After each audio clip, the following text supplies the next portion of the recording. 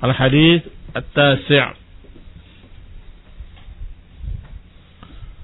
An Aisyah radhiyallahu taala anha qalat kana Rasulullah sallallahu alaihi wasallam yu'jibuhu at-tayammun fi tana'ulihi wa tarajjulihi wa tuhurihi wa fi sya'nihi kullih. Dari Aisyah radhiyallahu taala anha qalat bahwasanya Rasulullah SAW sangat mengagumkan beliau berkanan-kanan ketika memakai sandal, bersisir ataupun ketika bersuci. Wa fi sya'nihi kullih, dan dalam segala urusannya. Mutlaqan muqayyad. Dalam segala urusan mutlaqan atau muqayyad? Muqayyad. Bi ayyi syai'? Dengan apa?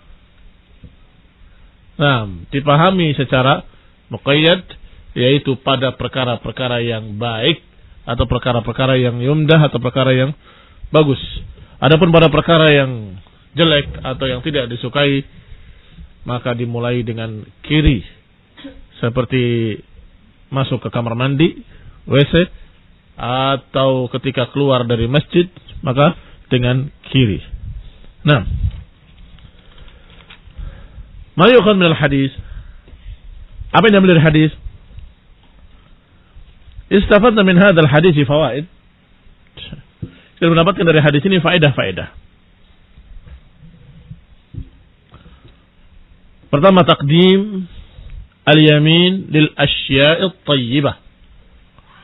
Memulai dengan kanan pada perkara-perkara yang thayyib, yang baik. Huwal afdalu syar'an wa aqlan wa tibban. Dan itu lebih baik secara syariat.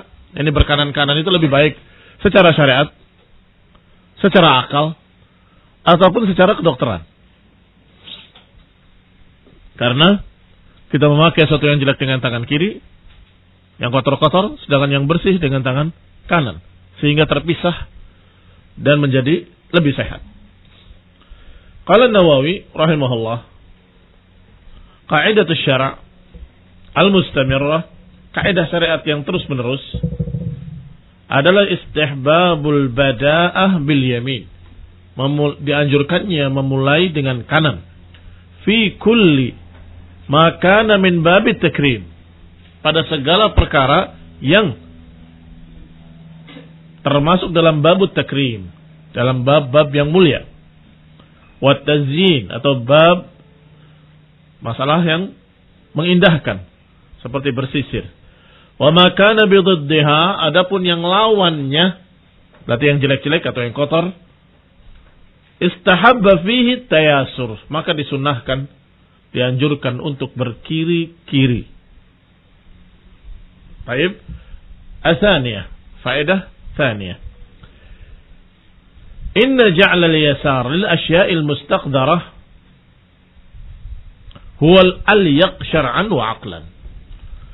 Menggunakan tangan kiri dalam beberapa perkara yang mustaqdarah, dalam beberapa perkara yang kotor, itu alyaq, itu lebih pantas. Dari kata apa?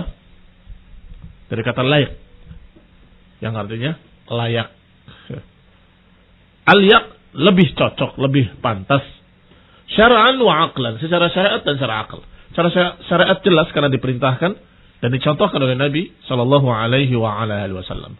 Sedangkan secara akal sudah dibahas tadi bahwa kalau terpisah yang jelek dengan tangan kiri, yang bersih dengan tangan kanan, maka seorang akan terjaga kesehatannya. Yang ketiga, istafadna aydan min hadha al-hadith inna syara' al-syarif ja'a li islahin nas wa tahdhibihim wiqayatahum min al-adrar. Yang ketiga, sesungguhnya syariat yang mulia ini ja'a li islahin nas, datang untuk memperbaiki keadaan manusia. Wa tahdhibihim, datang untuk mendidik mereka. Wa wiqayatihim min al-adrar, dan datang untuk menjaga mereka dari madarat-madarat. Dari hadis ini kita dapat bahwa syariat ini yang mulia datang bukan untuk menyiksa, bukan untuk memberatkan. Apa kata Allah dalam surat Taha? Taha, ma anzalna 'alaikal Qur'an litashqa. Taha.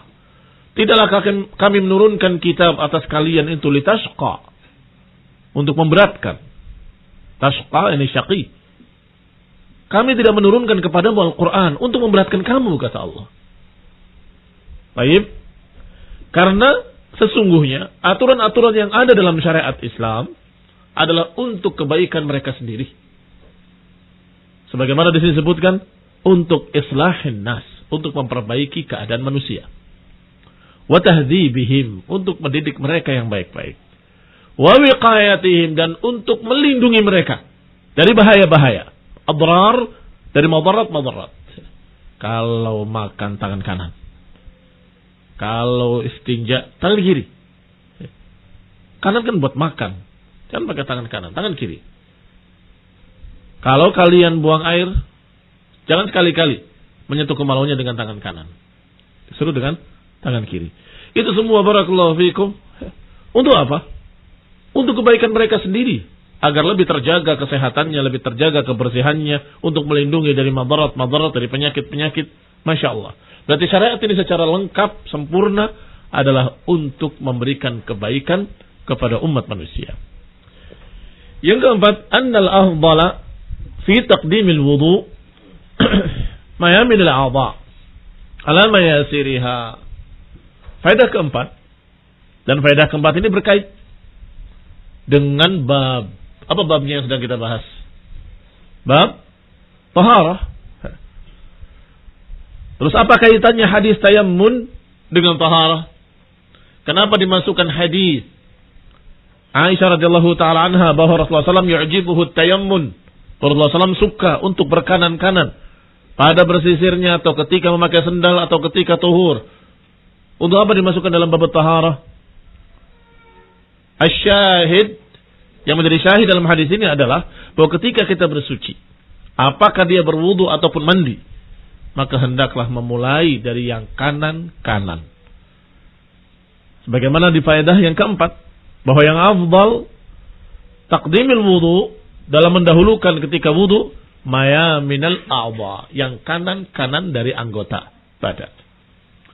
Membasuh tangan yang kanan dulu, membasuh kaki yang kanan dulu, ala mayasiriha, didahulukan di atas kirinya. Qala An-Nawawi, berkata An-Nawawi rahimahullah, ajma'al ulama ala anna taqdim al-yumna fil wudu'i sunnah, bahwa mendahulukan yang kanan dalam wudu adalah sunnah masyru'ah.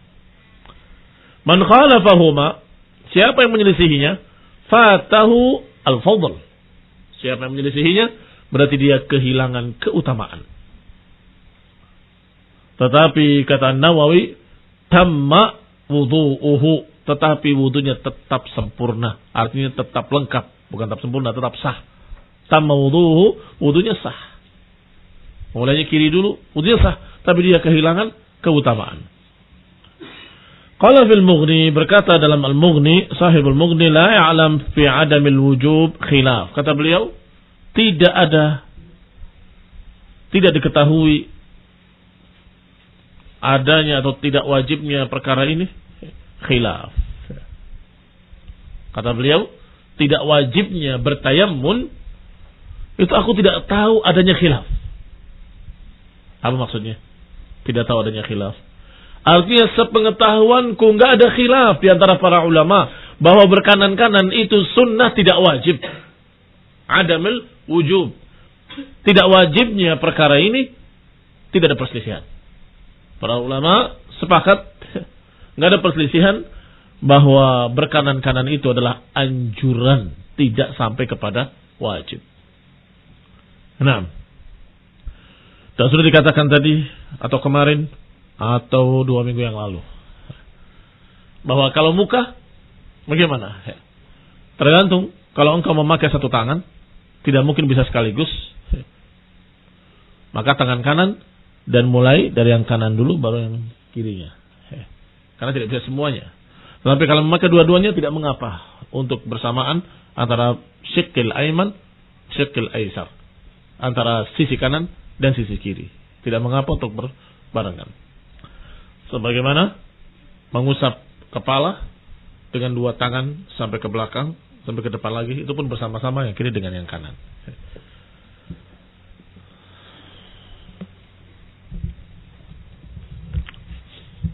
Kita ada faedah di sini yang belum ada di dalam kitab kita. Baik. Qala al-awwal makna tayammun. Qala rahimahullah at-tayammun ma'nahu al-ibtida' bil yamin qabla asy-shimal. Tayammun maknanya memulai yang kanan sebelum yang kiri. At-tana'ul diambil dari kata na'al. Memakai na'al. Dan na'al maknanya sendal. Dan termasuk di dalamnya memakai sepatu. Artinya walaupun disebut dengan na'al, tapi maknanya memakai sendal atau sepatu. Tarajjul sudah terangkan tadi. Tasrih fi syar. Merapikan rambut. Termasuk ketika meminyaki rambut.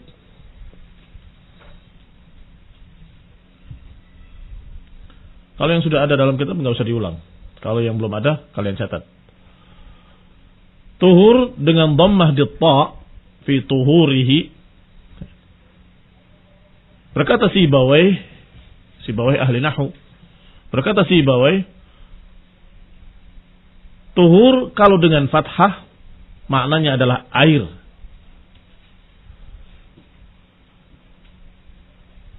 Dan dia masdar dari kata tahara. Tetapi kalau dengan dhammah maknanya adalah perbuatan tahara. Wal hadis dengan fathah apa dengan dhammah? Fi tana'ulihi wa tarajjulihi wa tuhurihi dengan dhammah. Artinya bukan airnya tetapi perbuatannya. Dan ketika wudu. Nah, ini faedah yang belum ada di sana. Sebaliknya, ketika melepas sendal. Tadi kan memakai sendal. Kata beliau Ibnu Mulaqqin ya.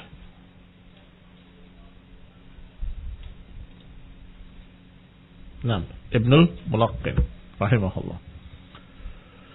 Amma adapun ketika melepas sendal sebaliknya. Melepas yang kiri dulu baru yang kanan. Kenapa? Karena memakai sendal lebih afdal dari tidak memakai sendal. Perhatikan faedah dari beliau yang belum ada dalam kitab kalian. Bahwa perkara-perkara mana yang dianjurkan untuk tayammun dan mana yang dianjurkan untuk tayassur, mana yang dianjurkan untuk berkanan-kanan dan mana yang berkiri-kiri, para ulama membagi menjadi 3 bagian. Yang pertama, ma yustahabbu fihi tayammun faqat. Yang pertama, amalan-amalan yang dianjurkan untuk berkanan-kanan, yaitu yang sudah dibahas. Apakah bersisir, memakai sendal, atau taharah, dan yang baik-baik. Min babi at-takrim, dalam bab at-takrim. Yang kedua, ma yustahabu fihi tayassur. Golongan kedua adalah yang dianjurkan untuk berkiri-kiri. Contohnya yang sebaliknya, yang mengandung sesuatu yang jelek atau kotor. Seperti melepas sendal, sebaliknya, kiri dulu baru kanan. Atau masuk kamar mandi, maka dengan kiri dulu. Atau keluar dari masjid, juga dengan kiri dan seterusnya. Salisan, ada perkara-perkara yang ikhtilafal ulama, yang berselisih para ulama antara kiri atau kanan. Dan biasanya karena mereka melihat dari sisi pandang yang berbeda. Contohnya siwak, membersihkan gigi, kanan dulu apa kiri dulu? Kalau dilihat dari masalah kebersihannya, dia perkara baik. Tapi kalau dilihat dari kotoran yang ada di gigi yang kamu gosok, sepertinya itu sesuatu yang jelek. Sebagaimana seorang yang istinja, kan begitu. Orang membersihkan kotoran pakai tangan kiri. Nah ini bagaimana? Kanan apa kiri? Ikhtalafa ulama. Termasuk intikhat yang diperselisihkan oleh para ulama. Intikhat itu membuang ingus. Tangan kanan atau tangan kiri. Dari satu sisi dikatakan itulah sesuatu yang kotor, maka semestinya kiri. Tapi sisi lain itu adalah pembersihan. Seperti wudu kan pembersihan.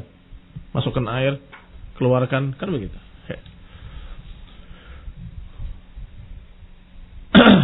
Dan yang seperti itu diperselisihkan oleh para ulama. Wallahu taala a'lam. Bahkan ada yang menyatakan istinsyak pun, masukkan air ke hidung dan mengeluarkannya, itu memakai tangan yang berbeda ketika memasukkan dan ketika mengeluarkan. Mengambil dengan tangan kanan, masukkan dengan tangan kanan, dan keluarkan dengan tangan kiri. Kenapa? Karena kita mengeluarkan sesuatu yang kotor, tapi kita memasukkan perkara baik. Nah, yang keempat, bukan dipersisihkan, tetapi yang dibolehkan, kanan dan kiri sama saja. Tadi kan dipersisihkan. Yang ketiga, yang keempat, ma khuyyira fihi bainahuma, yang dibebaskan untuk memilih pakai kanan apa kiri boleh. Seperti menutup mulutnya ketika tasa'ub, ketika menguap, tangan kanan atau tangan kiri. Fa in sudda bilumnya yukhayyir baina saddihi bi dhahiriha aw batiniha. Ketika dengan kanan boleh begini atau boleh begini. Wa in sudda bil yusra falyakun bi dhahiriha, tetapi kalau pakai tangan kiri punggungnya. Begini. Pakai tangan kanan bisa kanan bisa kiri. Ini menurut Ibnu Mulaqqin rahimahullah. Khamisuha, yang kelima, yang pakai dua-duanya. Sama enggak dengan yang tadi? Beda. Yang ketiga dipersisihkan, yang keempat boleh kanan boleh kiri, yang kelima ini bersama-sama kanan dengan kiri. Mayajma bainahuma.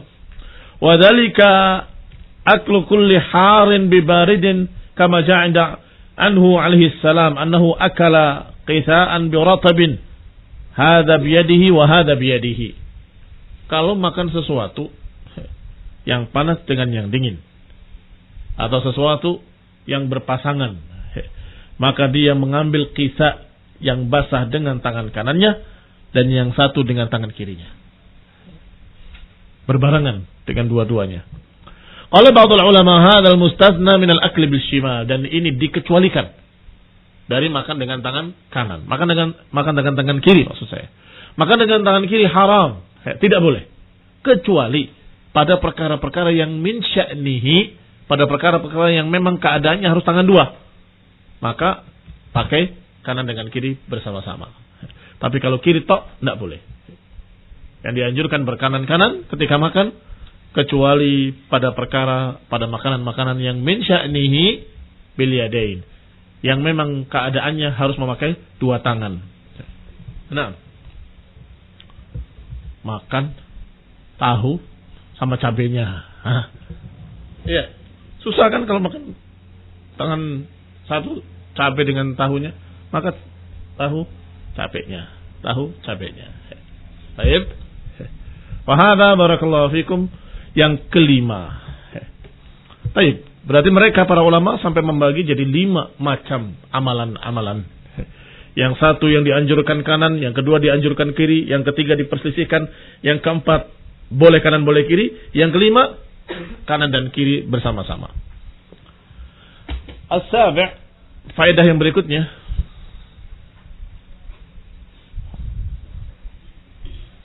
wa fi sya'nihi kullih, jadi sudah disampaikan juga semuanya. Fi sya'nihi kullih adalah amun yuridul khusus, atau mutlak tapi yuridul muqayyad. Sepertinya kalimat am, fi sya'nihi kulli, pada segala urusannya. Tetapi yang dimaksud adalah khusus pada bab at-takrim. Adapun bersiwak yang rajih karena itu ta'abbudan, maka diperintahkan dengan tangan kanannya, sama seperti makan dan minum. Baik, itu masalah siwak.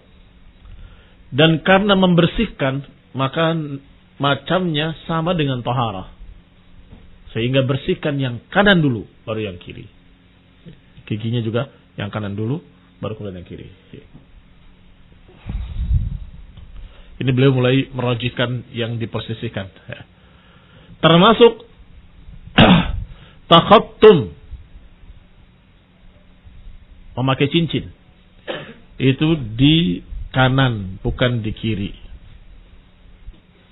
Karena memakai cincin termasuk sesuatu tazayyun, sama dengan bersisir. Bersisir yang kanan dulu, maka memakai cincin pun yang kanan. Demikian menurut para ulama Syafi'iyah. Ada faedah lain,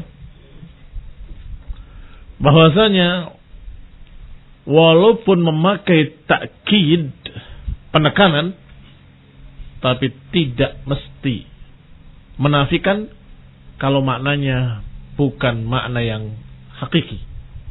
Seperti pada kalimat wa fi sya'nihi kulli. Mana takkidnya? Kulli. Takkid kan? Apa makna takkid? Penekanan. Fi tana'ulihi wa tarajulihi wa fi tuhurihi wa fi sya'nihi kulli. Pada sya'nihi kulli. Pakai takkid. Ternyata tidak menafikan. Makna dari hadis tersebut ternyata bukan makna yang langsung zahirnya, ternyata di sana ada makna lain, yaitu fi sya'nihi kulli, ai ma fi babit takrim, apa yang merupakan perkara-perkara yang baik, yang thayyib. Nah, sehingga jangan dengan takkid kemudian menafikan kemungkinan-kemungkinan ada makna lain. Barakallahu fikum. Tetapi tentunya makna lain tadi semuanya harus dengan dalil-dalil yang lain. Tidak bisa dengan sesuatu dari akal ataupun dari pendapat pribadi ataupun dari yang lain. Harus dengan hujjah. Warada, diriwayatkan dan disebutkan bahkan dalam Al-Quran keutamaan-keutamaan kanan daripada kiri. Sebutkan diantaranya. Apa saja? Dari ayat dulu. Ayyuhal huffaz. Nah, apa aja? Ya Allah, surah. Banyak masalahnya. Ashabul yamini ma ashabul yamin. Terus habis itu? Ashabul shimal. Mana yang dipuji? Ashabul yamin. Yang dicerahkan? Ashabul shimal. Apa lagi? Ya Allah. Fa'amma man utiya kitabahu biyaminihi kada wa kada, dipuji. Sedangkan wa amma man utiya kitabahu wara'a dhahrihi atau bishimalihi. Apa lagi? Tapi sekarang hadis yang mengutamakan kanan di atas kiri. Ya Allah. Apa saja? Rasulullah SAW pernah minum di bejana untuk semua. Rasulullah memulai. Sedangkan yang di kiri Abu Bakar, yang di kanan Arabi. Allah SAW minum kemudian dikasihkan kepada Arabi. Biasanya kan Abu Bakar lebih dulu, sambil menyatakan al-aiman fal-aiman, al-aiman fal-aiman, kanan dulu. Ya, mohon maaf, walaupun beliau adalah Abu Bakar yang lebih mulia dari Arabi tadi, termasuk Arabi lebih dulu. Itu hadis dan diterapkan oleh para ulama seperti Syekh Al-Albani. Datangi tokoh-tokoh seorang atau kelompok yang sesungguhnya ahlul hawa,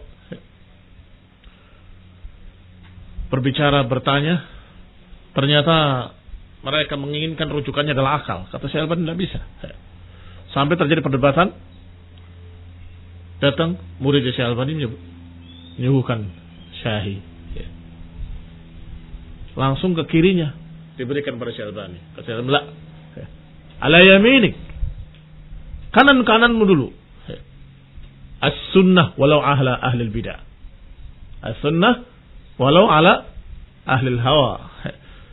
Terapkan sunnah walaupun yang di kananmu itu sungguhnya ahlul hawa. Ya. Tulukan dia. Ya. Barakallahu fikum. Ini juga Masya Allah. Ya. Apalagi hadis yang mendahulukan atau mengutamakan kanan di atas kiri?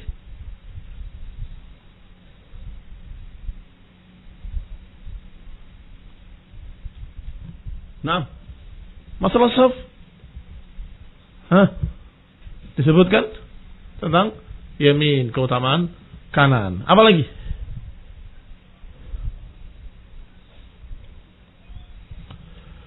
Baik, kalian cari sendiri.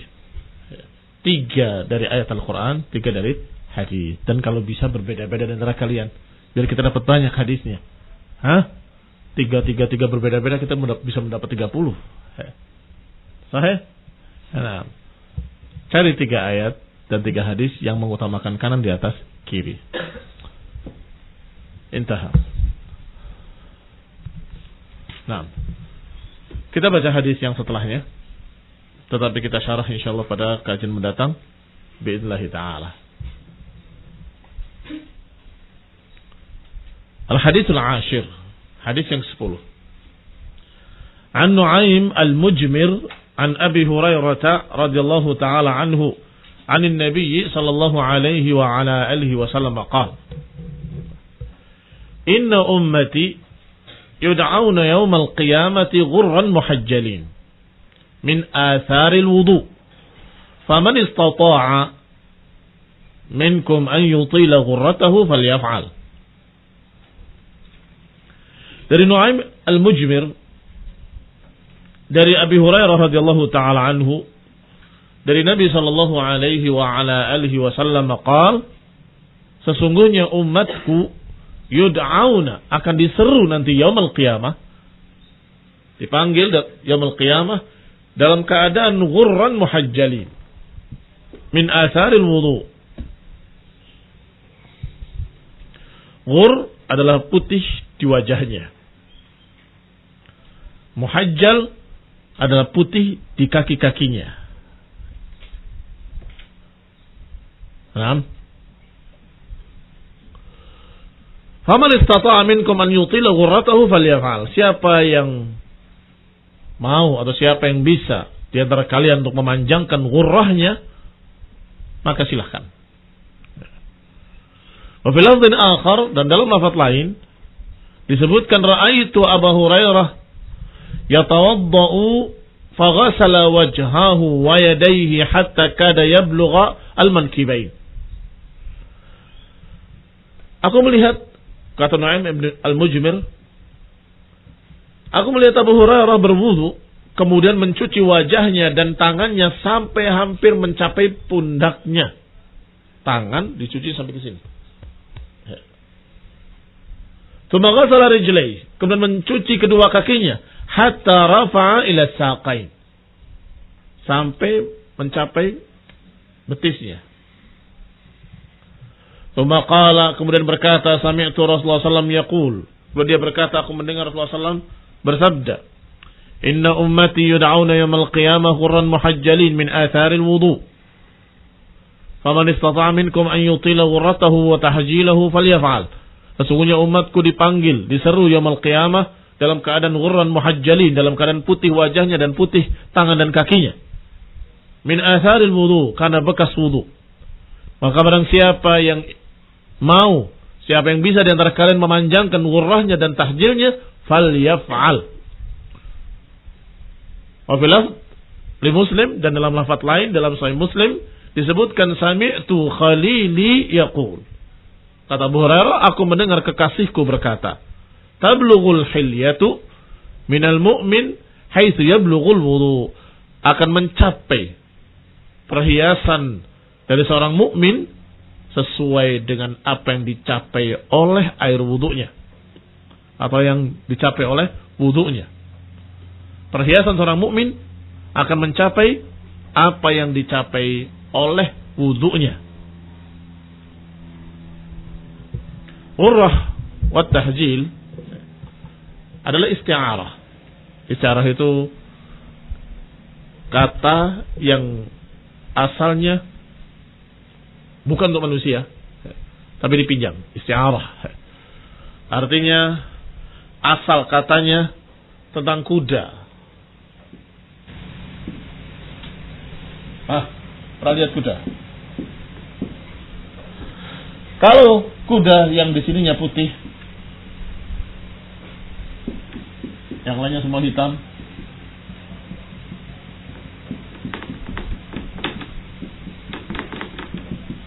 di jidatnya sini putih,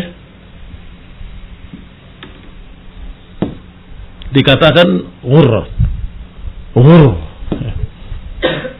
Sedangkan kalau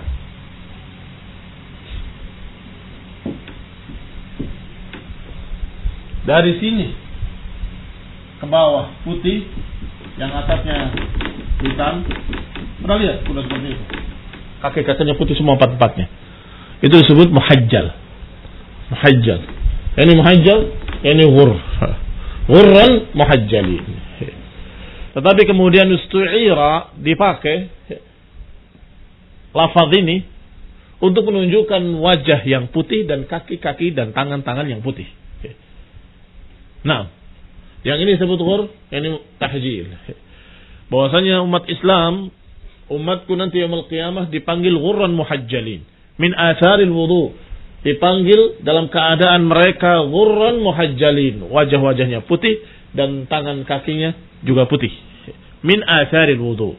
Kemudian Abu Hurairah berkata, barang siapa yang ingin memanjangkan putihnya, falyaf'al, sampai ke atas. Maka beliau mencucinya sampai ke pundaknya supaya putihnya sampai ke sini. Dan itu adalah ijtihadnya Abu Hurairah radhiyallahu taala anhu, bahwasanya kalau dia lebih memanjangkan putihnya sampai ke sana, maka nanti yaumul qiyamah putihnya juga sampai ke sana. Dan lafaz terakhir, yablughul hilyatu minal mu'min, bahwa perhiasan akan mencapai dari seorang beriman sesuai dengan apa yang dicapai oleh wudunya. Wudunya sampai sekian, ya sekian. Kalau wudunya sampai sekian, akan sampai sekian perhiasannya. Wallahu ta'ala alam. Kita akan syarah insyaallah pada kajian mendatang billahi ta'ala.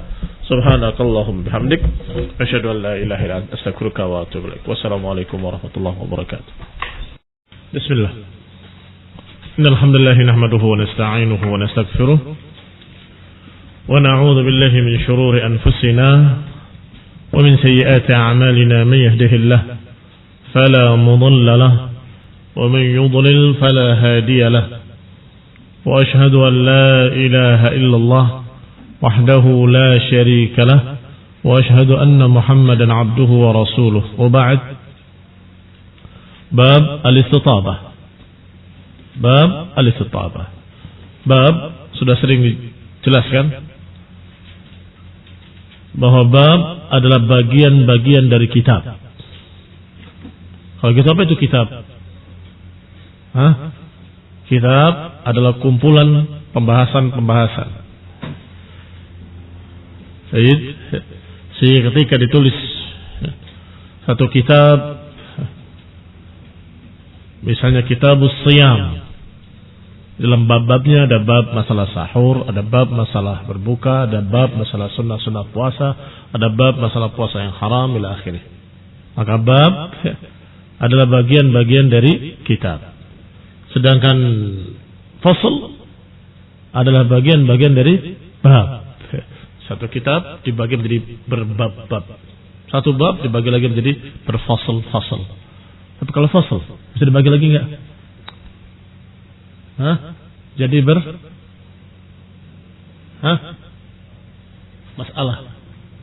masail.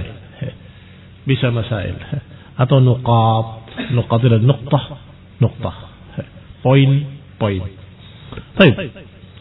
Adapun istitabah dari kalimat taba, dari kata tayyib, artinya menjadikan sesuatu jadi baik, jadi bagus. Sedangkan maknanya al-istitabah adalah izalatul adza anil makhrajaini bihajarin wa nahwih. Al-istitabah adalah menghilangkan kotoran dari dua lubang makhrajain, dua makhraj, dua tempat keluar. Yang dimaksud qubul wa dubur. Qubul wa dubur. Qubul yang di depan, dubur yang di belakang.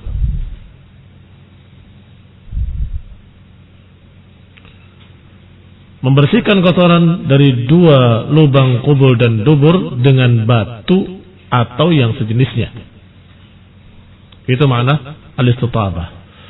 Berarti di sini bab al-istitabah adalah bab tentang bagaimana menghilangkan najis dari dua tempat atau dua lubang tempat kotoran. Lianna izalatul fadlah tatibul mahal. Karena yang namanya membersihkan kotoran berarti menjadikan tempat tersebut jadi bagus, jadi bersih. Oleh karena itu diambil kalimat istitabah dari kata tayyib, yang tadinya tidak tayyib karena tercampur dengan kotoran, setelah dibersihkan maka dia jadi tayyib. Berkata Syekh Abdullah Al-Bassam, hadzal bab yuzkar fihi adabu dukhulil khala. Bab ini membahas adab-adab masalah buang air dan dukhulul khala, masuk ke tempat buang air, wal julusu fihi, dan bagaimana duduknya. Dan dalam bahasa Arab mendekam juga disebut dengan duduk, dengan julus. Apa dalam bahasa Indonesia? Duduk tapi bokongnya nggak nempel ke tanah, hanya kakinya saja. Apa namanya? Nongkrong. Itu bahasa Indonesia yang baik dan benar. Jongkok, itu yang baik dan benar. Itu dalam bahasa Arab semuanya julus. Jadi jangan heran dengan kalimat wal julusu fi, dan bagaimana duduknya ketika buang air. Maksudnya ketika buang air bagaimana jongkoknya. Wal khuruju minhu, dan bagaimana keluar dari tempat tersebut. Kama yuzkar fihi, sebagaimana disebut pula dalam bab ini, kaifiyatul istitabah, bagaimana caranya beristinja, membersihkan tempat keluarnya najis. Minal anjas, dari najis-najis yang tersisa. Fil makhrajaini, dalam atau pada dua makhraj, qubul dan dubur. Bihajarin, apakah dengan batu? Wa ma yaqumu maqamahu, dengan batu atau yang menggantikan posisi batu. Wa taharruz minha, dan bagaimana berhati-hati dari najis tersebut. Wa hadha min abwab kitab taharah, dan ini termasuk dalam bab kitab taharah al-madhkur sabiqan. Ini termasuk bab masalah taharah yang sudah disebutkan sebelumnya. Artinya yang akan kita bahas dalam bab ini masih berkaitan dengan taharah, yaitu membersihkan dua lubang keluar, qubul dan dubur, dari najis. Hadis pertama dalam bab ini yang berarti hadis al-hadi ashar, hadis yang ke-11 kalau dihitung dari awal.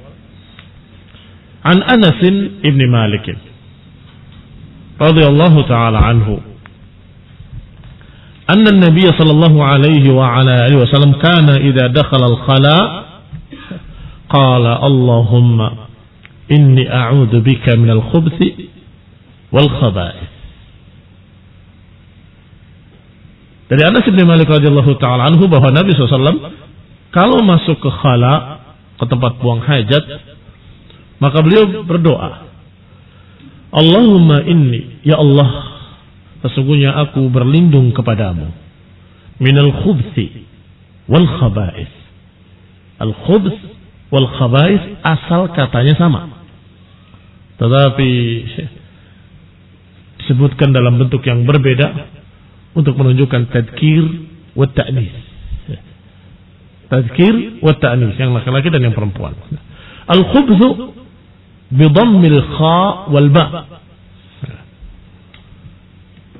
Didhammahkan kha-nya dan didhammahkan pula ba-nya. Khubuz.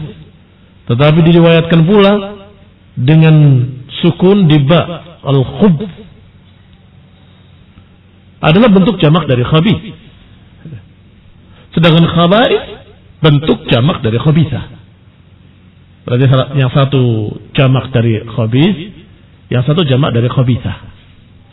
Yang satu mudzakkar, yang satu muannats. Aista'adza min dzukrani syayatin wa inatsihim. Yani berlindung dari setan-setan yang mudzakkar dan setan-setan yang muannats. Syaitan-syaitan yang laki-laki dan syaitan-syaitan yang perempuan. Atau berlindung dari dua kejelekan yang mudzakkar dan muannats. Al-khubth dari kata khabith yang artinya jelek.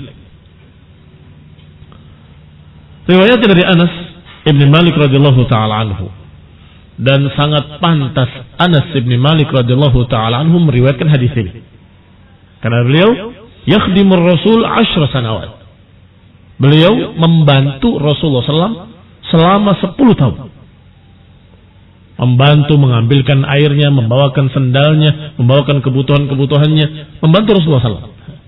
Khususnya ketika buang hajat, maka yang membawakan airnya adalah beliau, yang menutupinya dengan kain juga beliau. Anas bin Malik nanti akan disebutkan riwayatnya bahwa beliau dan ada satu gulam lagi yang membawakan tongkatnya untuk menancapkan tongkat dan memasang kainnya sehingga Rasulullah SAW terlindungi, terjaga auratnya, terhijabi dari orang lain. Maka sangat tahu Anas bin Malik bagaimana Rasulullah SAW ketika masuk ke tempat buang hajat. Yang diucapkan adalah Allahumma inni a'udzubika minal khubuthi wal khaba'ith. Anas bin Malik radhiyallahu taala anhu, namanya Anas ibn Malik ibn Nadhr ibn Damdam bidam bidad mu'jamah dengan dad yang bertitik kemudian mim. Ibn Zaid ibn Haram ibn al-Haram wa jami' ma fi al-ansar min al-asma' kadhalik wa fi Quraisy bi kasr al-ha, disebutkan dengan haram dengan dikasrahkan dengan difathahkan ha-nya. Tetapi demikian pula diriwayatkan dengan kasral ha, dikasrahkan ha-nya jadi haram. Nah, kunyahnya Anas bin Malik adalah Abu Hamzah. Kunyahnya Abu Hamzah. Nabi sendiri yang memberi kunyah pada Anas dengan Abu Hamzah. Abu Hamzah bukan dari nama Hamzah, tetapi dari buah yang dipetik olehnya, yang ternyata masih masam, sepet. Dalam bahasa Arab disebut hamiz. Maka diingat oleh Allah SAW dengan kalimat Abu Hamiz atau Abu Hamzah. Adapun beliau diantarkan oleh ibunya sendiri, yaitu Ummu Sulaim binti Milhan. Ummu Sulaim binti Milhan membawa kepada Rasulullah SAW anaknya yang masih berumur 10 tahun. Liyakhdimam. Khadim Rasulullah SAW syahida Badran, ikut perang Badar, dan dikatakan ja'a bihi ummuhu, dibawa oleh ibunya kepada Rasulullah SAW, karena yang terkanya Rasulullah, ini anakku, aku serahkan kepadamu untuk membantu engkau. Cerdasnya seorang ibu, kalau anaknya membantu seorang yang mulia, yang alim, Rasulun arsalahullah, maka bisa ditebak anaknya akan mendapatkan banyak ilmu. Iya toh? Maka diserahkan kepada Rasulullah SAW, ya Rasulullah, ini anakku, aku akan bantu atau akan serahkan padamu untuk membantumu. Sejak umur 10 tahun. Qala ya Rasulullah, Anas ghulamun katibun lebih. Ya Rasulullah, anakku ini anak yang cerdas, pandai membaca tulis, tidak buta huruf, dan aku serahkan padamu untuk membantu kamu. Maka diterima oleh Rasulullah SAW dan membantu Rasulullah SAW selama 10 tahun. Berarti sampai umur berapa? Sampai umur 20 tahun. Waktu itu umurnya 10 tahun. Ada pula yang berkata 8 tahun. Kemudian beliau membantu Rasulullah SAW sampai 10 tahun. Dan beliau pula yang didoakan oleh Rasulullah SAW dengan doa yang Masya Allah, yang kemarin kita bahas dalam adab. Apa doa Rasulullah SAW pada Anas? Allahumma akthir malahu wa waladahu wa adkhilhul jannah. Atau dalam lafaz Allahumma akthir malahu wa waladahu wa barik lahu. Perbanyaklah hartanya, perbanyaklah anaknya, dan berkahilah. Dalam riwayat, dan masukkan dia ke dalam jannah. Qala, kalimat-kalimat yang asing dari hadis ini yang disampaikan oleh Anas bin Malik. Idza dakhala al-khala. Kalimat idza dakhala, kalau masuk ke khala. Walaupun fi'ilnya fi'il madhi, tetapi maknanya bukan setelah di dalam. Tetapi maknanya idza arada dukhul, kalau mau masuk ke tempat buang hajat. Dan itu sering dalam bahasa Arab. Artinya jangan sok pintar menyatakan ini kan fi'il madhi. Kalau fi'il madhi kan berarti telah. Idza dakhala al-khala, kalau telah masuk tempat buang hajat, mengucapkan Allahumma inni a'udzubika minal khubuthi wal khaba'ith. Ini berbahaya anak yang sok pintar seperti ini. Bagaimana dengan ayat idza qumtum ila shalah faghsilu wujuhakum? Kalau kamu sudah berdiri untuk salat, berwudulah. Jadi setelah berdiri baru berwudu. Ya keliru. Tengah-tengah salat sudah berwudu. Idza qumtum ila shalah kan telah. Kalau telah kamu berdiri. Dan masih sekian banyak lagi perkara-perkara yang berbahaya kalau diartikan fi'il madhi tadi sebagaimana biasanya, maknanya telah. Tidak. Maknanya idza aradtumul qiyam lis-shalah faghsilu wujuhakum. Kalau engkau ingin berdiri salat, maka hendaklah berwudu. Demikian pula hadis ini, idza dakhala al-khala ay idza arada dukhul al-khala. Kalau ingin atau hampir masuk ke khala, maka berdoa demikian.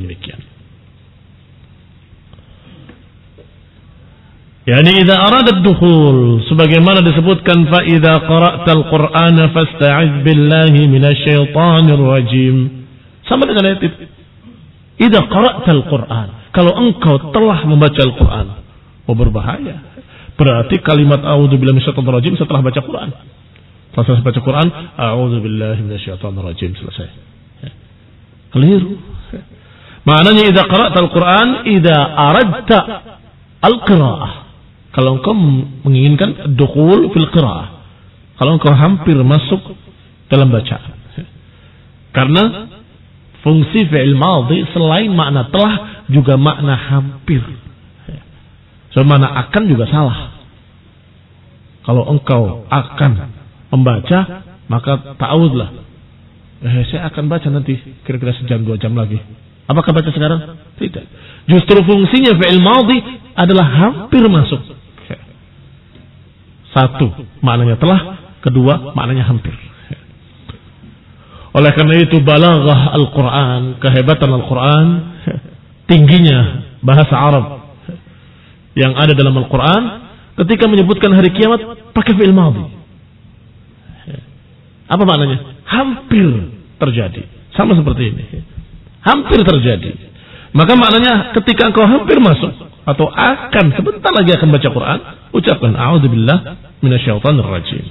Yani idza aradta qira'atul Quran atau idza aradta dukhul fil qira'ah. Kalau engkau masuk atau hampir masuk ke dalam qira'ah. Wa kama sarraha al-Bukhari fil adab al-mufrad bihadza haitsu rawa an Anas qala. Demikian pula diterangkan di samping dari segi bahasa Arab yang menyatakan bahwa fi'il madhi berfungsi berfaedah, yang pertama telah, yang kedua bisa juga dipakai hampir. Ternyata diterangkan pula dengan riwayatan sebagaimana sarraha al-Bukhari, sebagaimana diriwayatkan dengan sharih oleh Imam Bukhari dalam Adabul Mufrad dengan hadis yang sama tapi dengan lafaz. Kana Nabi SAW idza arada an yadkhula al-khala'a qala ila akhirih. Allahumma inni a'udzubika minal khubuthi wal khaba'ith. Dan lafaz yang satu dengan lafaz yang lain saling menjelaskan. Al-fadl ahadits mukhtalifah li faedah.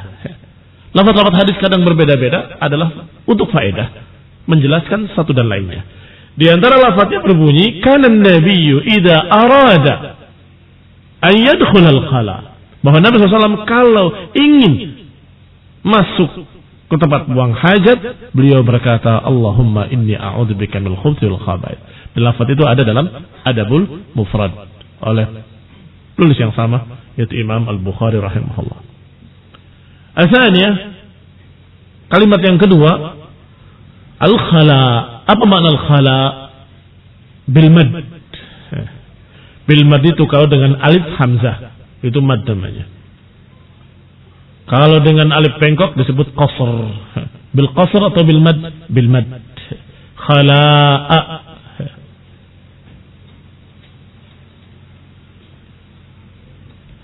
Al-makanul khali. Maknanya adalah tempat kosong. Dari kata al-khali, kosong. Wa huna al-makanul maqsud wal mu'ad liqada'il hajah. Dan di sini maknanya tempat kosong adalah tempat yang dimaksud dipersiapkan untuk buang hajat. Kadang disebut WC, kadang disebut mirhab, kadang disebut apa lagi? Itu adalah dengan kata khala atau dipaham dengan kata khala. Asal muasalnya kata khala adalah karena ketika mereka belum membangun tempat khusus untuk buang hajat, mereka menjauh dari manusia. Sampai ke padang pasir yang sepi, dia tengok kanan, tengok kiri, depan, belakang, gak ada orang, baru dia buang hajat. Maka dikatakan dengan ke tempat kosong. Nah, tetapi setelah mereka membangunnya di tempat-tempat mereka sendiri, maka disebut dengan nama yang sama, yaitu al-khala. فإن قصد قضاء فضاء كصحراء لقضاء حاجته فلا حاجة إلى تأويل الدخول بإرادة الدخول.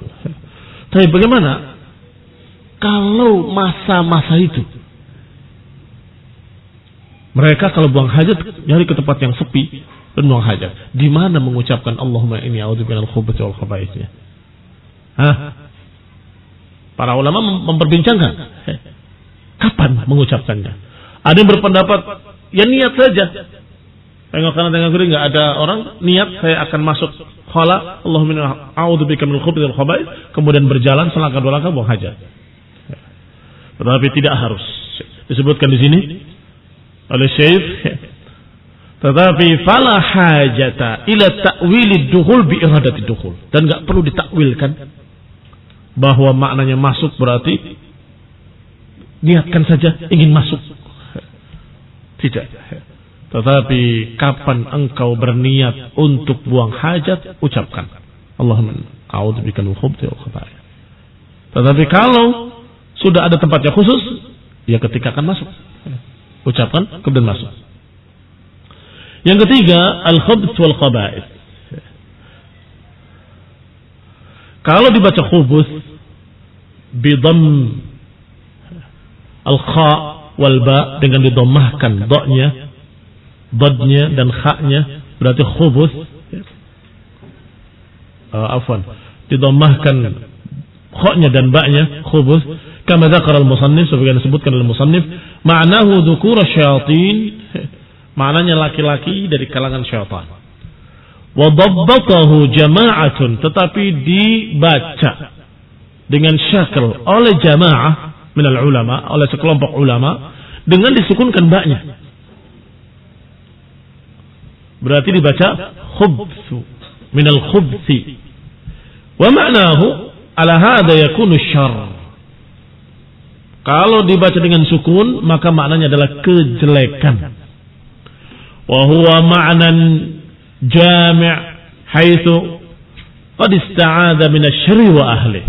Maka ini sungguh makna yang mencakup, makna yang luas, karena berarti dia berdoa berlindung kepada Allah Subhanahu wa taala minasyarri wa ahlihi, dari kejelekan dan dari golongan yang jelek.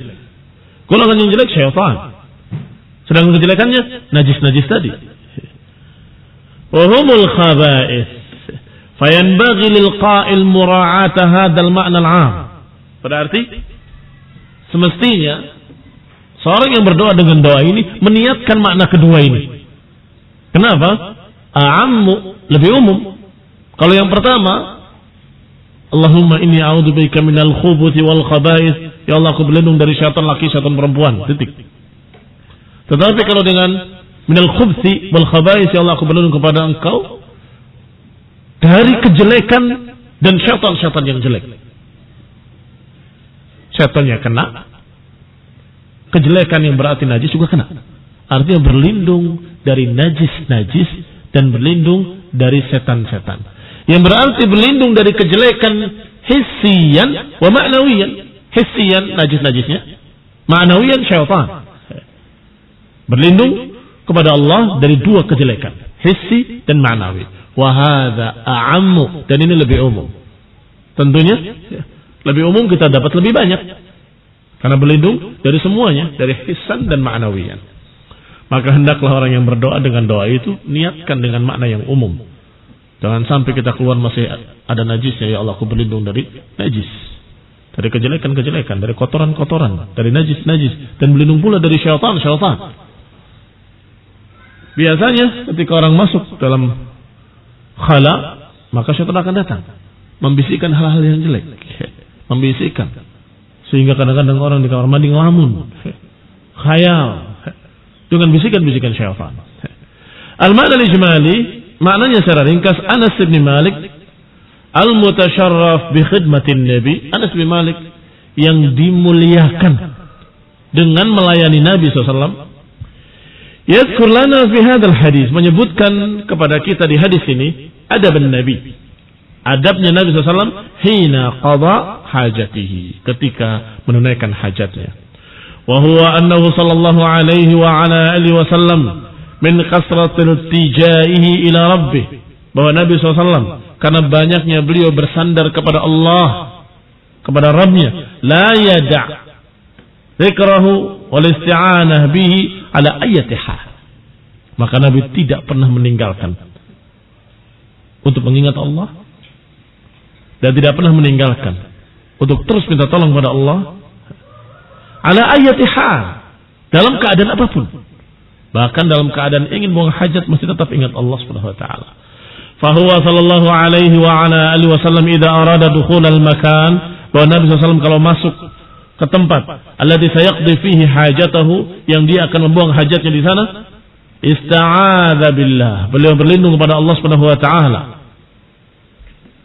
Waltaja'a ilaih, dan beliau bersandar kepadanya, ayyaqiyahu minasyarr, bersandar kepada Allah agar dilindungi dari syarr. Alladzi minhu najasah, yang tentunya kejelekan-kejelekan itu diantaranya adalah najis, yang busuk, yang kotor. Wa ya'simahu minal khaba'ith, dan agar melindunginya dari syaitan-syaitan. Wa hum syayatin alladzina yuhawiluna fi kulli hal an yufsidu 'ala al-muslim amra dinihi wa ibadatihi. Syaitan yang seringkali setiap keadaan berusaha untuk merusak seorang muslim, dinahu wa ibadatahu. Dirusak dinahu, agamanya, dengan apa? Dengan maksiat-maksiat. Dibisikkan kemaksiatan-kemaksiatan di kamar mandi. Wa ibadatahu, bagaimana merusak ibadah? Dengan dibuat dia lalai sehingga najisnya terkena pada sarungnya, pada gamisnya, pada pakaiannya, pada badannya, sehingga ketika salatnya tidak sah. Berarti yufsid ibadatahu, merusak ibadahnya. Merusak ibadahnya dengan dibikin agar dia tidak bersih dalam buang air. Sedangkan dirusak agamanya dengan maksiat. Dengan berbagai macam perbuatan-perbuatan yang haram. Wa minhu, diantaranya adalah al-istimna. Istimna, mengeluarkan mani dengan tangan. Hada haram. Hada haram. Dan Syekh Mufti punya kitab khusus dalam masalah itu. Kitab khusus dalam masalah haramnya al-istimna. Nah, fa idza kana an-nabi sallallahu alaihi wasallam wa huwa al-mahfuz bil inayah, kalau Nabi saja sallallahu alaihi wa ala alihi wasallam, padahal beliau orang yang diliputi perlindungan oleh Allah, tetap yakhafu minasyarri wa ahli, tetap khawatir terhadap najis-najis dan kotoran-kotoran, dan khawatir kepada syaitan-syaitan. Kemudian berdoa minta perlindungan pada Allah dari kejelekan-kejelekan dan dari golongan yang jelek. Fajadirun bina, maka tentunya lebih pantas lagi kita. Nabi sudah dijamin maksum, tapi tetap beliau berlindung pada Allah Subhanahu wa taala. Fajadirun bina an yakuna khaufuna asyad, maka pantas bagi kita untuk rasa takut kita lebih dahsyat. Harusnya kekhawatiran kita lebih. Wa na'khudha bil ihtiyat lidinina min aduwina, dan agar kita mengambil kehati-hatian. Al-ihtiyat, mengambil kehati-hatian. Lidinina, terhadap agama kita. Min aduwina, agar kita berhati-hati terhadap agama kita dari musuh-musuh kita. Jangan ifrat, jangan tafrid. Lakukan apa yang disunahkan. Sempurna, selesai. Jangan melampaui batas melakukan hal-hal yang tidak disyariatkan. Karena sangat takutnya. Barangkali masih najis. Barangkali masih najis. Barangkali masih najis. Sampai rakaat pertama sudah mulai dia masih di kamar mandi. Rakaat kedua dia masih di kamar mandi. Rakaat ketiga dia masih di kamar mandi. Rakaat keempat masih di kamar mandi. Begitu hampir salam baru lari-lari dia. Ikut masbuk di rakaat terakhir. Ngapain di kamar mandi? Karena khawatir najis. Pertama dia lakukan yang disunnahkan. Mijit waluannya, menyiramnya dengan air, bersihkannya. Masih kurang puas, dia loncat-loncat. Barangkali masih sisa. Kemudian naik turun tangga 3 kali, balik lagi ke kamar mandi. Setelah itu dia bernapas, menarik napas dalam-dalam, kemudian keluarkan kembali. Barangkali masih keluar lagi. Ada 20 perkara yang harus dikerjakan sebelum dia salat. Itu dibahas oleh Sufi dan dicontohkan oleh Imam Ibnu Qayyim rahimahullah dalam Ighatsatul Lahafan. Godaan syaitan pada seorang yang buang air. Sampai sekian dilakukan. Itu pun ketika takbir masih was-was. Kayaknya keluar lagi. Batal lagi dia, periksa lagi. Ini barakallahu fikum berlebih-lebihan. Jangan ifrat, jangan tafrid. Kerjakan apa yang disyariatkan, selesai. Allah Subhanahu wa taala akan menghisab kita dengan niat. Innamal a'malu binniyat. Kita sudah berupaya dengan yang sunnah-sunnah. Walhamdulillah. Qala ma yukhad min al-hadits, apa yang diambil dari hadis?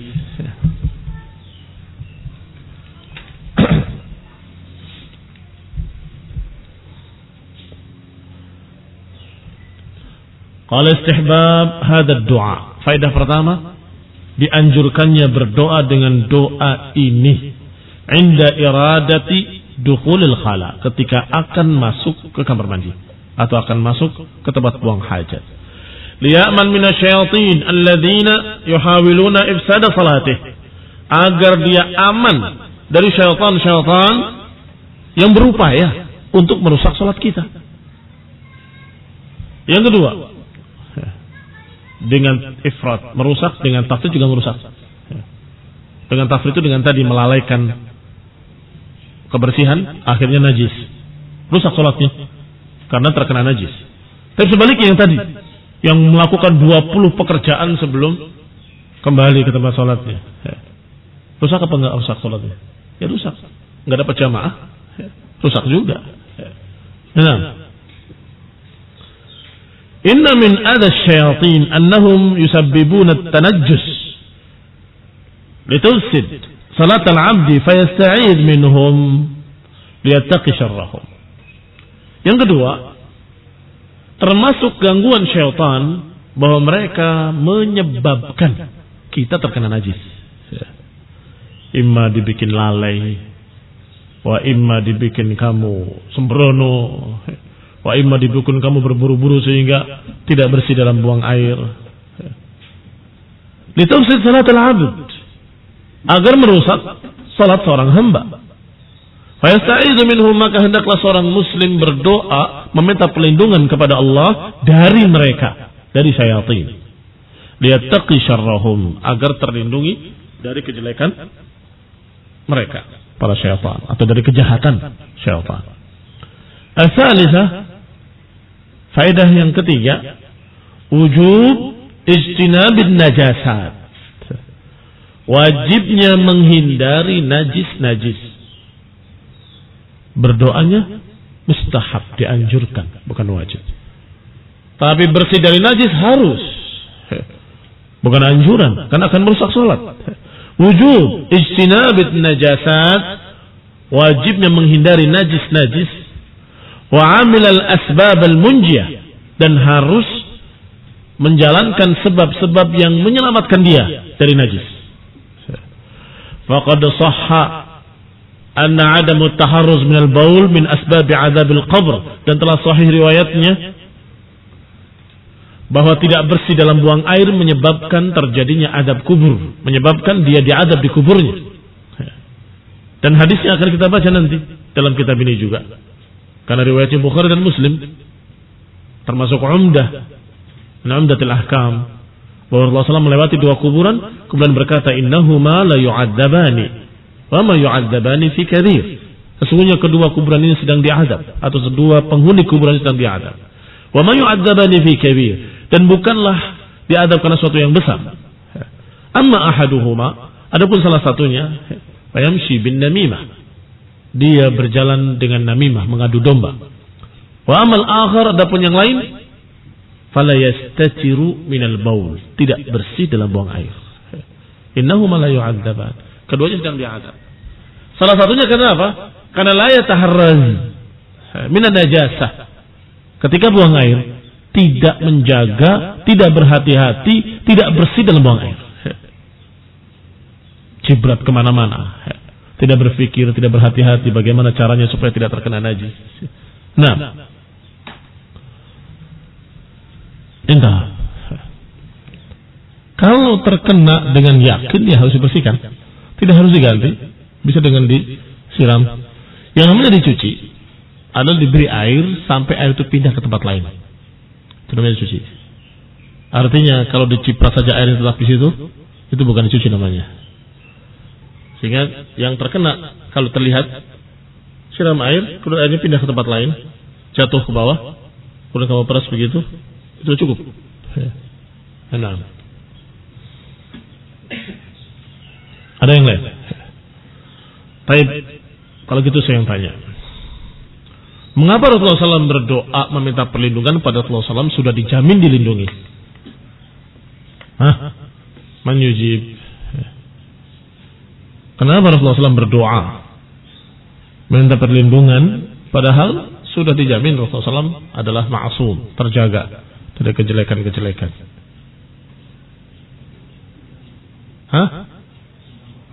Jayid. Salah satunya mencontohkan. Ada lagi?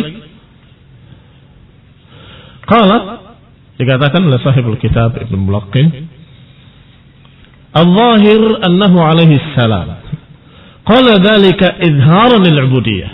Tampaknya Rasulullah SAW melakukan hal tersebut adalah izhar, untuk menunjukkan ubudiyah beliau, penghambaan beliau kepada Allah Subhanahu wa taala, wa ta'liman lil ummah, untuk mengajarkan kepada umat adab dalam buang hajat, adab dalam memasuki tempat buang hajat.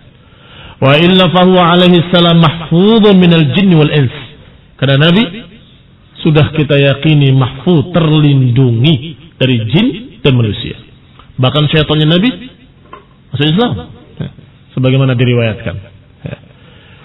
Wa qad rabata ifritan fi sariyatin min sawaril masjid, bahkan Rasulullah SAW pernah mengikat ifrit di tiang-tiang masjid.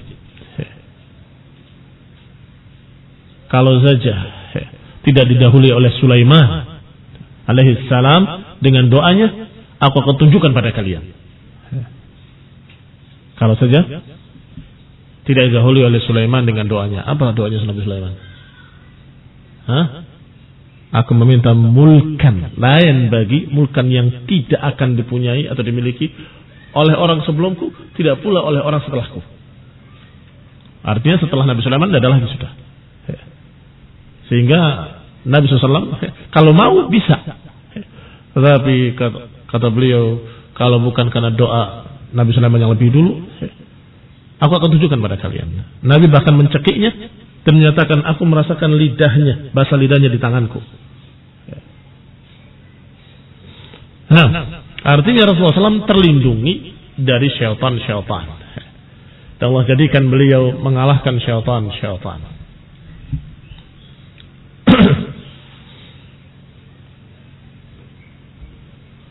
Ada faedah lain? Selain apa yang sudah disebutkan 3 faedah?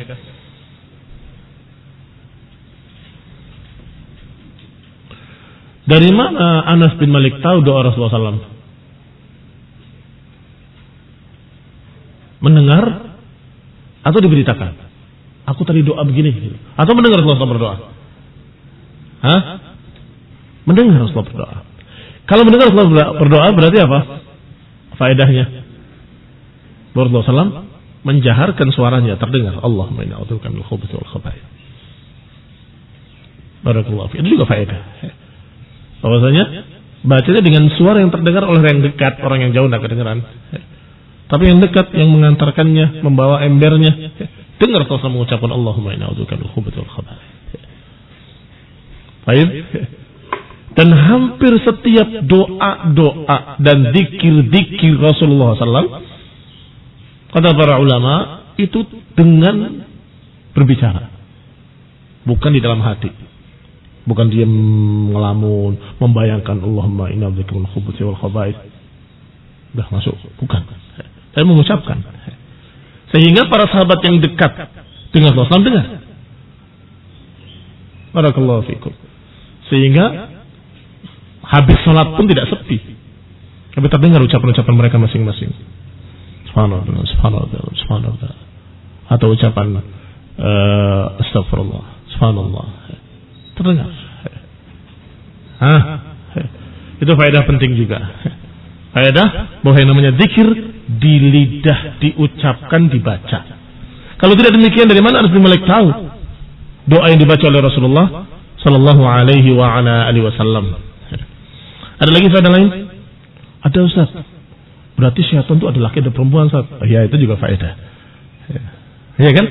Dzukran syayatin wa inasihim. Berarti syaitan ada laki ada perempuan. Iya. Ada laki-laki, ada perempuan. Disebutkan di sini di antara faedah lainnya adalah bahwa Rasulullah SAW segala perbuatannya, sikapnya, tingkah lakunya semuanya tertib, teratur.